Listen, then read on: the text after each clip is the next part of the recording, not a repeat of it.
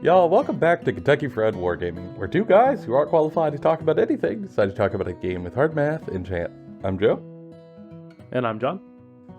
And today we continue our exploration of the lore of 40k, and to do so we have got to go back, John. Way back. Way back. Way We're not going to go back. We're not going all the way back, are we? We're going back about as far as the lore has anything fairly concrete to speak of. Today we're going to touch on an event called the War in Heaven, but largely so that we can discuss at the very highest level the Eldar. Because there are going to be books coming out here in the next probably year or so that are going to involve the Eldar and multiple subfactions. And while we're at this slower point where there isn't a whole bunch of codexes coming out, I thought it might be a good time to go ahead and set the baseline, because all of their stories start with the same tale.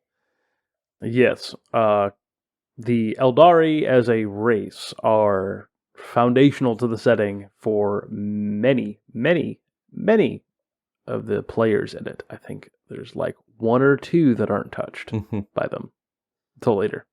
Yeah. So, it's a time now where we'll talk at them on the highest level, and we will circle back later to talk about some of the sub-factions, because they have their own codex. They're a big deal in modern 40k. It's just, it's easier to understand the origin story. It's much like all spider people have like a terrible traumatic loss somewhere. It's just, what do you do after that matters? So for the Eldar, we've got to go back to the Old Testament, John, that ancient stuff. Pull out the stone. It's chiseled, John, in heaven, because we got to talk about the old ones. We have to talk about the lizard frog people that run everything from the shadows. Yeah. They were really seeing far ahead into the future. Because for the Eldar, they go back as far as there is lore. In the broadest sense, in the ancient times of Warhammer 40k, when the cosmos was young and time scales start to mean absolutely nothing.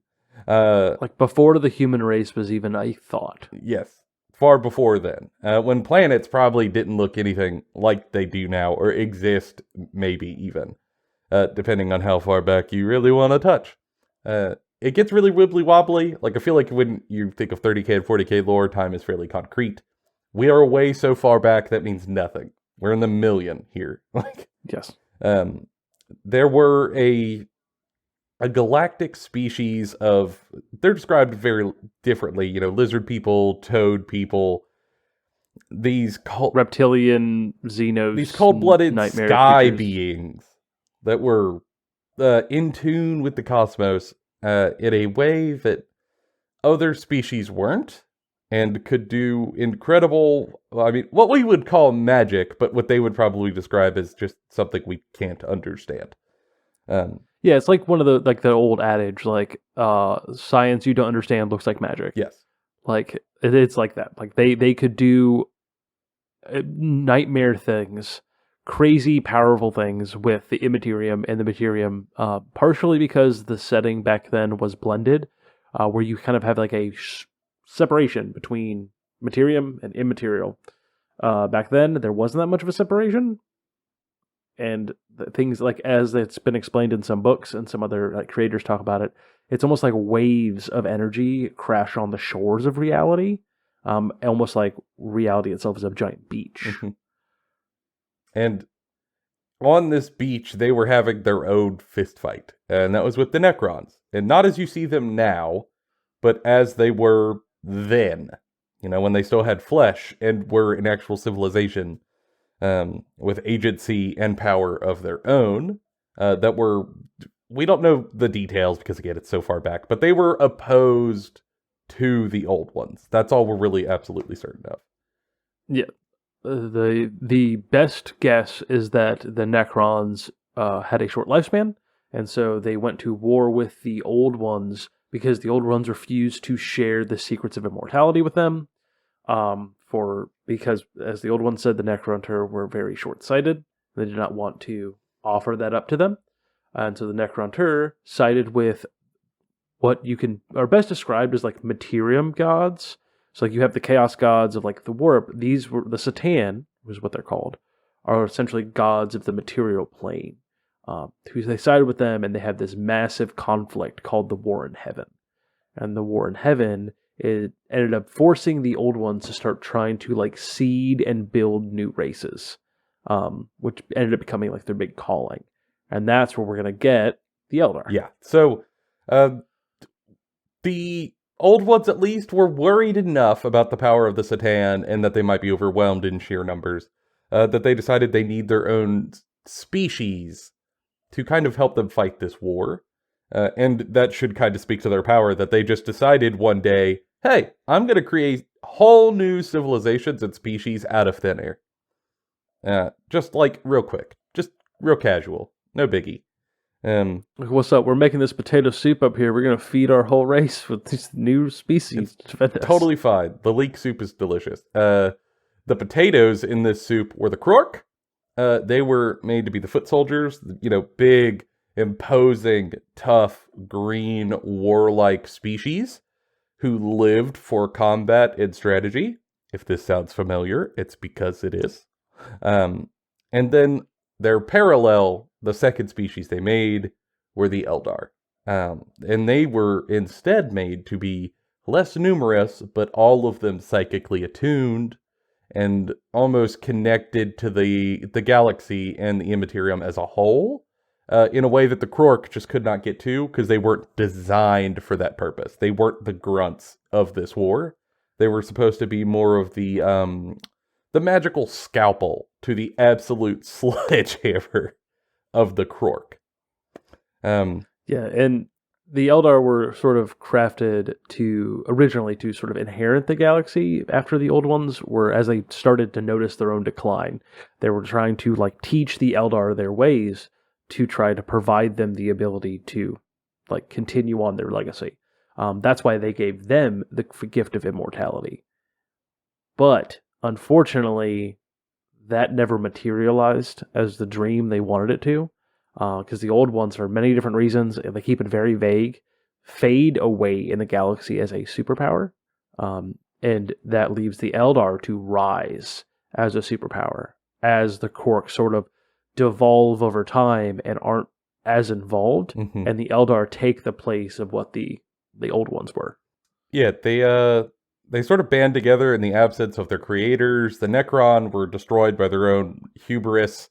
So that big threat was sort of literally put to bed. I don't know if they knew it was literally put to bed, but the Necron were gone. They didn't have a whole lot of threats, and they made a beautiful society, banding together using their psychic might and their scientific abilities and immortality to make incredible discoveries, even without the old ones being present or getting their assistance. And they solved almost every societal problem they could think of. They were a post-scarcity society in the most literal sense. Illness was gone.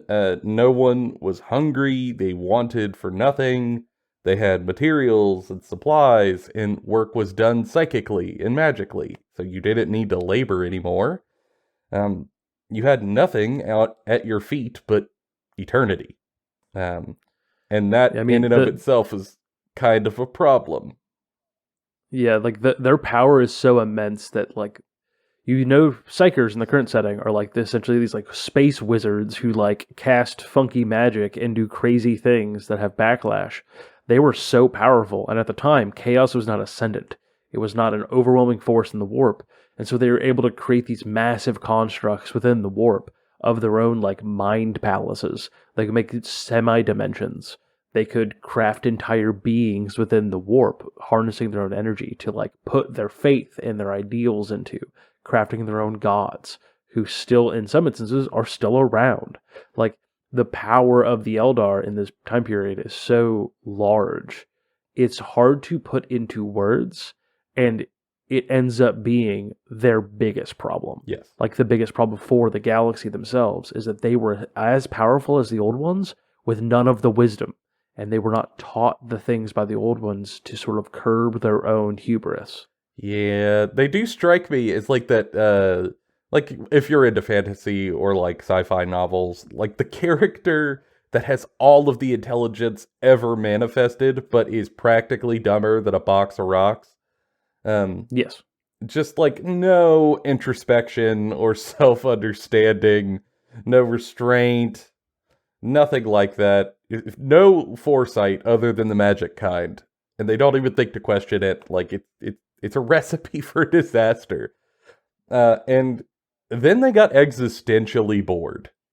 And Yeah. when you had nothing but time to fill, unfortunately, they started to fill it with increasingly more elaborate excesses. And you're probably going, wow, excess. Isn't that a Chaos God thing? Yeah. It sure is. These Dungeon Space Elves made a carnal corral in the sky. Do you think the Cardinal Corral would fail its health inspection? For sure. It did, actually. It caused a whole hole in, the neighborhood. It was glorious? Our audio listeners can't see the faces. There's a lot of eyebrow happening. The excesses, though initially carnal, as you would expect with like Slanesh flavored stuff, we'll say, expanded outwardly into almost Night Lordy like things, where it got incredibly terrifying and horrible. It's so bad, the things they do, that every person who's written about it in the setting basically sums it up of, it's horrific, they're outbursts of cruelty and violence in ways that I can't actively write, because I can't imagine how bad it is. I mean, they are infinitely creative and infinitely magically powerful, and you can take that and apply it to torture and pain in just infinite ways, and that's the problem. Because they did. They absolutely did. Like, they started with like, ooh, let's touch some butts, and then, I don't know, sometime millennia later, I guess they ran out of butts to touch, and started murdering people. It's like mixing Hellraiser with Lord of the Rings elves. Like, it's... God, Elrond has such sights to show you. Yes. Minus the moral ambiguity that made this Cenobites interesting. Like, just like the fourth movie when they really started to like strip away all those layers. Like, oh yeah, let's just take a cool thing and poop on it. But I don't have any thoughts. It's fine. So I have feelings about horror novels. Well, horror stories, John, and the terrible use that they are to extend IPs. However, the thing to note here is that, like, this sounds terrible, right? Like, the whole society is just, like, murdering and doing awful things. But that's not entirely true. There are a number of groups inside of the Eldar at this time period who see that this is awful. And that it's going to go off the rails at any moment. It cannot end well. And while they don't predict what ends up happening, they know that everything is going down the shitter. And they try to convince their cousins to pump the brakes. And maybe we should turn this car off for a minute so it doesn't overheat. But instead, their cousins decided to just disconnect the heat gauge, so you don't know how hot it is, so it's fine. Yeah, like, every society is not a monolith in 40k. Like, every group has subgroups that do different things. But for Eldar, it has a different tinge to it, right? Because their lifespan is infinite. So when they make a conviction or dedication, it is that way for thousands of years, and it becomes a part of their identity, as they themselves can be seen as almost entities or deities within the setting at times. And in response to all of these excesses and terrible things, yada, yada, yada, they sort of split up into 4 major categories. You have what are going to eventually become the Dark Eldar, which are sort of unnamed in this time period. They are the ones doing a lot of the excesses, let's be honest. Yeah, they're the assholes. The Craft Worlds, who become like these traveling like isolationists who are on these massive Craft World ships, sort of floating around on the fringes of the Eldar Empire. Yeah, they essentially said, if we can't convince you not to do this, we have to make our own safe home. And flood. And then you have Exodites who go, fuck all of this. We are a problem. We do not deserve what we have been gifted from the old ones. We are going to go hide on death worlds and planets where no one will find us, and we will ride dinosaurs for the rest of our days. Almost word for word what they do. Incredible. And then the last one is Harlequins, which sort of see the problem, can read the issue. Some of the wisest of the Eldar go to the Harlequins, some of the most mysterious, where they are probably not as gifted as some of the other ones in the sense of like their psychic might or their capability, but because they can recognize their own hubris, they're like, oh wow, we got it. Like this is a delicate dance we have to do. We're going to go hide away in the webway, and we're going to sort of process this. There were also lots of artists and just very structured, but in a different way than Craft World. And we'll get into them later, eventually, because like the Craft World Harlequins are a unique, cool thing. They are. They're their own thing. Like they are flamboyant and insightful, where I feel like the Craft Worlds are sort of like stoic and regimented. And both saw this was going poorly. It just and wanted to get away. They just reacted differently. And that echoes throughout time. Yeah, and you're saying this goes poorly, and boy howdy does it do. Like we've been talking about it. Does not give it justice. Oh god.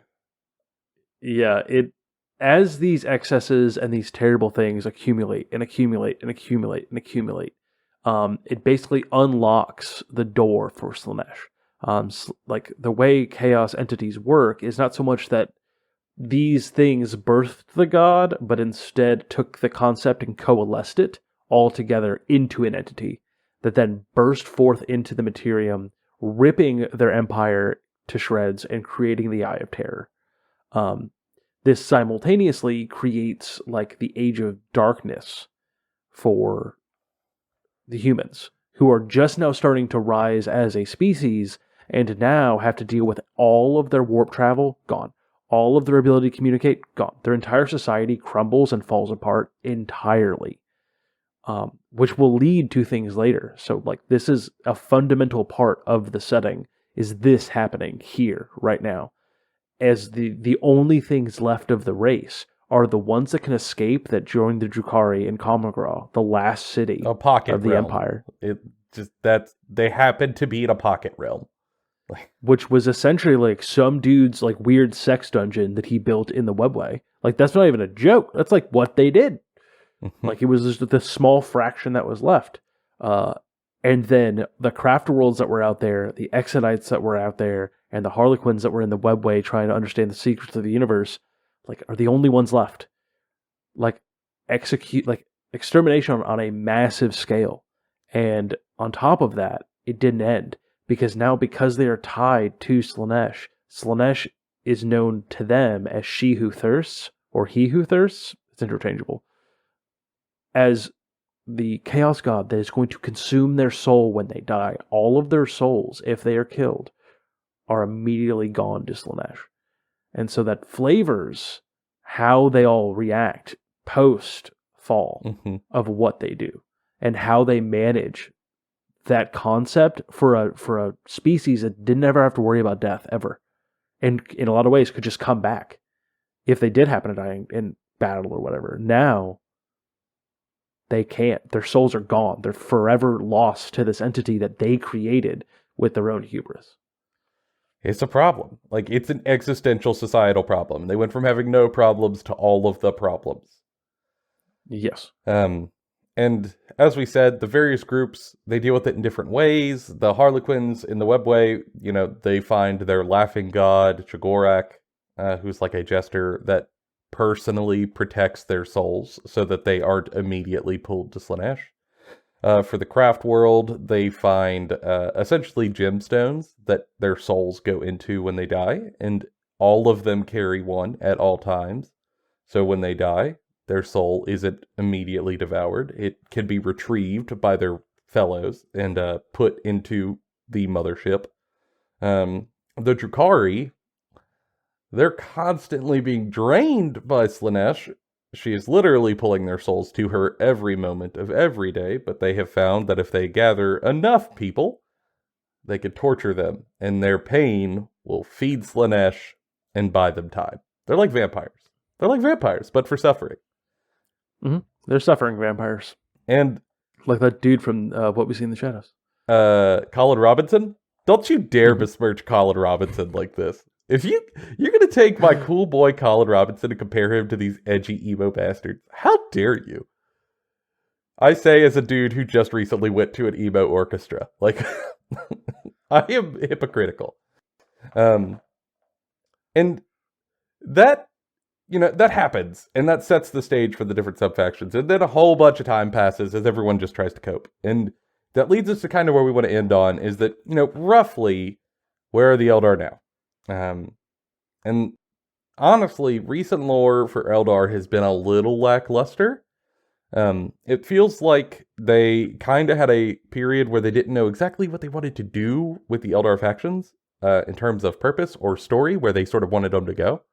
But now it feels like they are starting to get the wheels turning for these various factions to start to make plays in the setting, as they kind of start to grapple with their history and now what they're trying to find purpose in. Which I love. I'm glad that we're moving again, because this is a cool faction that I knew nothing about, honestly, until we started doing the podcast. Yeah, and like one of the good examples of that is Eldred. He's a character who exists like in 30K and in 40K. He is like kind of a key player when it comes to Eldar and the events of the Imperium and things. So if you're ever interested, look at that guy.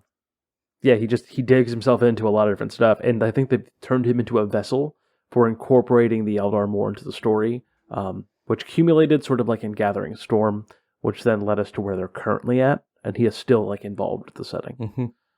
Yeah, I mean, largely, I think the story of the craft world as a whole is that they've been isolationist for millennia. Just avoid everything, avoid everyone, don't look at anything, don't get involved in anything, only worry about elves. If it isn't an elf, it doesn't matter. And that has not worked for them. Shocker. Yeah, it turns out terrible idea. Yeah, in fact, damaged them. And now the large story for the craft worlds is that they are starting to question that tactic as a whole. In a number of ways. Eldrad is one of them. Another is Yvrain. But there are elves actively questioning, hey, should we maybe take this knowledge and use it to try to shape humanity to a better end goal, rather than just ignoring the 10,000-pound gorilla with an automatic shotgun? Like, maybe we just try to start lightly living near the gorilla. Not being buddies, but you can maybe be cool. Can maybe chill. The Drukhari are now, they are space pirates, largely. That hasn't changed at all. But some of them are starting to question their own ways of life and defect from the Drukhari to join the Harlequins, or to join a new subfaction, who are worshipping a god of death, the Ynnari, which are the newest faction in the lore. Like a lot of things had seeds from earlier, the Ynnari are a new idea of the Eldar trying to answer this question of what the hell do we do now? Yeah, and the interesting thing about the Ynnari is that they're a blend of all of them, right? But they are not in the way that they used to be, right? Previously, they were not an empire like obsessed with death or anything. The Ynnari sort of are. Like, they are trying to resurrect their god of death, the Ynnari, to save themselves from Slanesh, because they believe that if they can resurrect their god will then usher themselves into a new afterlife of renewal and rebirth, whereas currently they would be consumed. And so they are trying to do that by collecting these things called crone swords, and like sort of like fulfilling a prophecy kind of deal. And part of that means that they've had to start stepping in to help the humans, because Chaos, if they win, they don't get their time to actually try to create their civilization again and rise. Yeah, I mean, to quote the classic, it's game over, man. Like, if Chaos wins, you die. It is what it is. So you've seen more more and more frequently like Eldar helping out humans. I think a good example is Vigilus during that conflict, where a bunch of Eldar craft world ships assist in attacking the Black Legion so that Marius Calgar doesn't just get dunked on by Abaddon and lose the whole planet. And then if they lose the planet, that little split in the galaxy is now a total and complete split with no entrances in or out. Also, secondarily, the rebirth of Gilliman. Only possible because the Eldar chose to help. Yes. During Gathering Storm, Eldrad and Yvrain stepped in and assisted to get the people who they needed to go to resurrect Gilliman, to bring him back, and then get him to Terra. Like, they helped him get to Terra to talk to the Emperor. I mean, that would have never worked without the elves taking a stance. And that's kind of where we're at currently. However, there are rumors that they are gearing up to do more. I would really like for that to be the case. This is a faction that I knew next to nothing about before we started doing this show, because they haven't done anything in the modern setting in a while. But man, I am upset by that even more, because I've read their lore over the past year, I'm almost done with a novel about them that's really cool. They're an awesome faction and add to this setting, and I'm shocked we don't hear more about them. It's a shame. But maybe soon. Maybe soon. Yeah, I think they offer a unique perspective and like tinge to the setting that you kind of like. We're on the Imperium's cool, but also it's like horrific and nightmarish and very grimy.